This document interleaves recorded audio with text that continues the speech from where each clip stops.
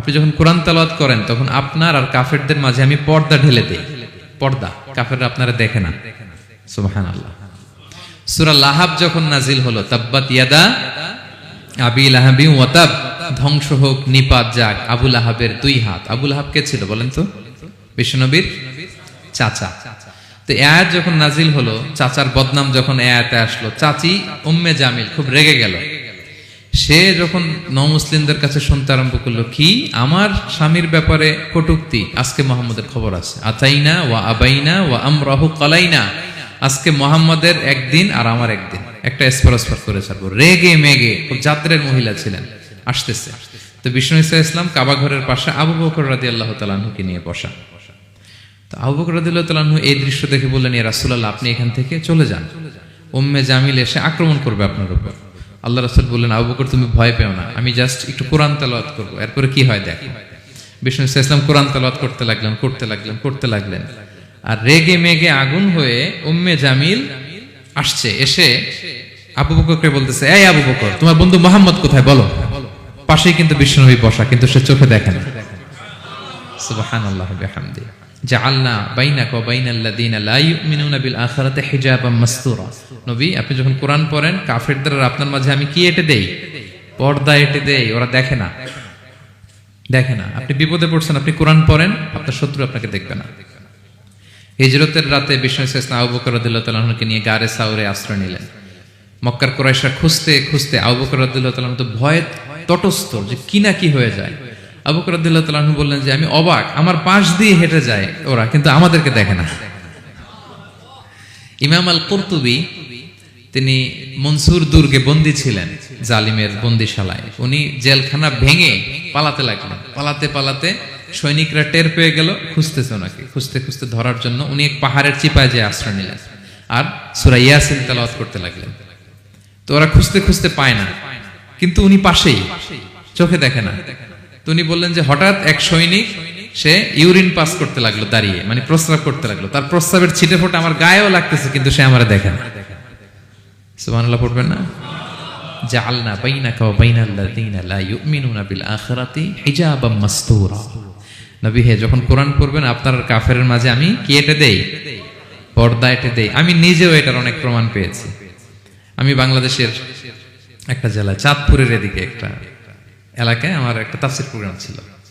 তো একটা সময় আমি খুব প্রত্যন্ত অঞ্চলে যেতাম, রিমোট এরিয়ায়, বিল একটা গ্রাম দাওয়াত করছে, তো আমি চলে যেতাম।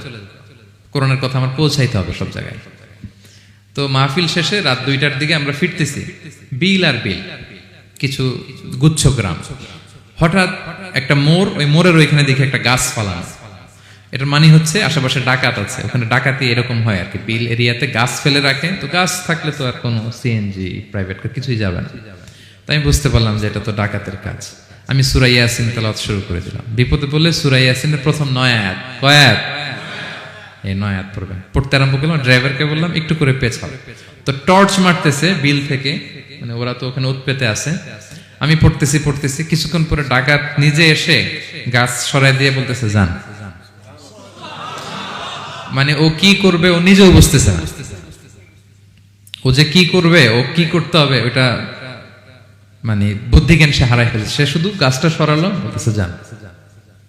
এই চলে গেলাম আমি। এটা আমার নিজের প্রমাণ, হয়তো কোথাও বলি নাই, আজকে প্রসঙ্গক্রমে বলা হয়ে গেল। তো এরকম বিপদে পড়লে সূরা ইয়াসিনের প্রথম কয় আয়াত পড়বেন আপনারা। জাআলনা বাইনাকা ওয়া বাইনাল্লাযিনা লা ইউমিনুনা বিল আখিরাতি হিজাবাম মাসতুরা। আপনার আর আপনার শত্রুদের মাঝে কি হয়ে যাবে? পর্দা পড়ে যাবে, দেখবেই না আপনাকে। অনেক চেষ্টা করেছিল মক্কায় কুরাইশরা রাসূল সাল্লাল্লাহু আলাইহি ওয়াসাল্লামের এই কোরআনে বাধা দিতে, যাতে এই কোরআনের কথা শুনতে না পারে। কারণ যারাই বিশ্বনবীর কণ্ঠের তেলাওয়াত শুনতো, এরাই মুগ্ধ হয়ে কালিমা পড়ে মুসলমান হয়ে যেত। তারা ডিস্টার্ব করতো কোরআনের মাহফিলে। وقال الذين كفروا لا تسمعوا لهذا القرآن والغوا فيه لعلكم تغلبون। তারা বলতো যে মুহাম্মদের কণ্ঠের কোরআন তোমরা শুনবে না, বরং ডিস্টার্ব করবে। কি করবে? তো আবু জাহেল যখন ঘোষণা দিল, তখন বিশ্বনবী তেলাওয়াত করলে ওরা শীষ দিত, হুইসেল বাজাতো, মুকাআউ ওয়া তাসদিয়া, হুইসেল বাজাতো আর হাততালি দিত এরকম। তো হাততালি দিয়ে যাতে বিশ্বনবীর সাউন্ডটা অন্যরা না শুনে, বিশ্বনবীর চারদিকে ঘিরে হুইসেল মারতো আর হাততালি দিত। ডিস্টার্ব করতো যাতে না শুনে। কিন্তু এই কোরআনের বাণীটা কার? এই বাণী কি হুইসেল দিয়ে আটকানো যায়? হাততালি দিয়ে, র‍্যাব দিয়ে, পুলিশ দিয়ে, কোনো বাধা দিয়ে আটকানো যাবে? যাবে না। পৃথিবীর কোনো শক্তি দিয়ে এটাকে আটকানো যায় না। এটা তো আল্লাহর বাণী। তো বিষ্ণু ইসলাম কোরআনের কথা যখন শোনাতেন, বিষ্ণুনবীর কণ্ঠের তেলাওয়াত শুনে অনেকে কালিমা পড়ে মুসলমান হয়ে যেত। তো আবু জাহেল কোনো দিশা না পেয়ে পরে মক্কার যে পার্লামেন্ট দারুন নদওয়াতে বিল উত্থাপন করলো যে আজকে থেকে মুহাম্মাদের কণ্ঠের তেলাওয়াত কেউ শুনতে পারবে না, কেউ শুনতে পারবে না।